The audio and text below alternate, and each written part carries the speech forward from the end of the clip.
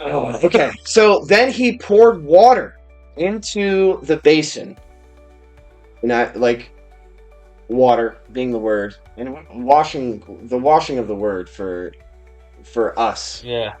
on a daily basis. I mean, obviously dying to our flesh and getting into the word and washing our our mind, soul, and spirit in the word daily is something that I think in the past couple of weeks I have been doing my very best to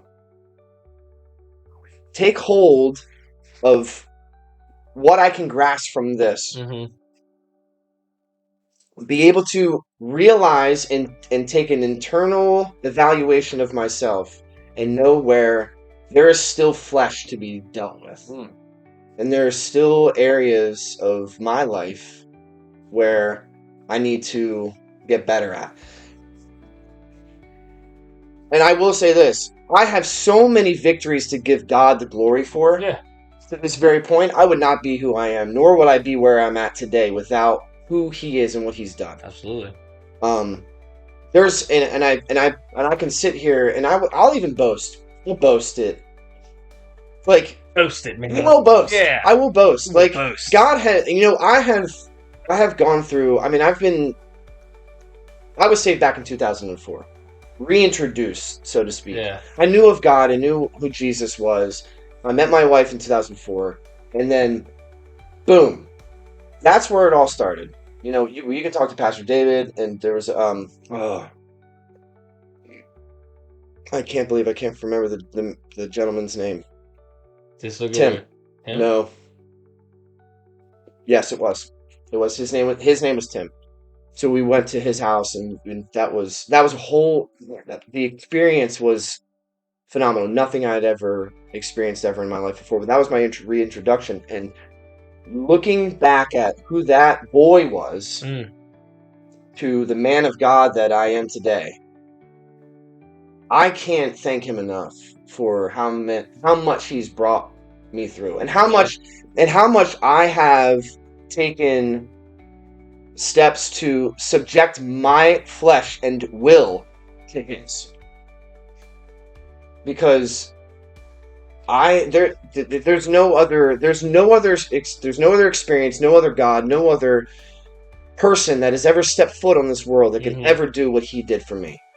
And that's what I keep Yep. just keep rolling that through my mind.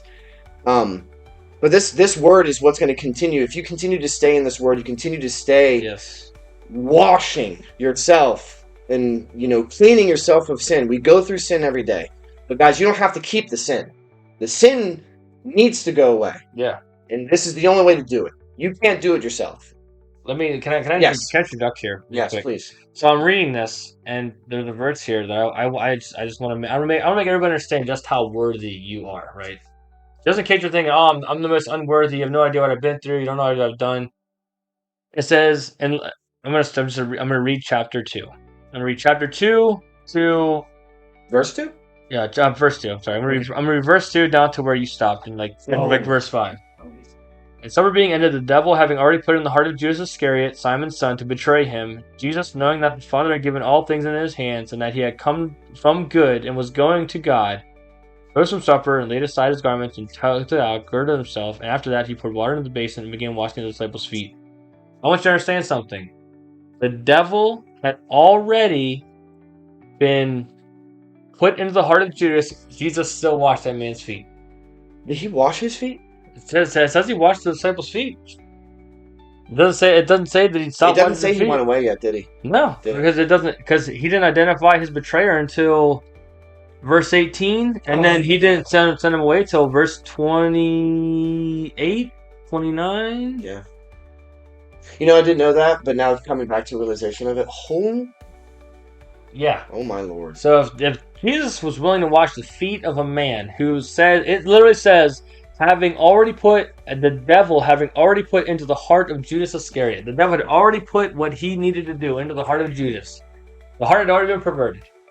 Jesus, being the man, the God, the Father, the teacher, the example, the Son, whatever you want to call him, the awesomeness that he is, was still willing to wash that disciple's feet. Still willing to sit with him at dinner. Still willing to give him food. Yeah. Through all that. It's Worth. blows your mind. Yeah. So like I said, if you think for one, oh, this isn't for me.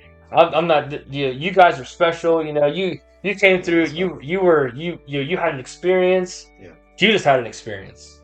Judas did have an experience. Judas had an experience. He did. 100%. So you can have an experience. Yeah.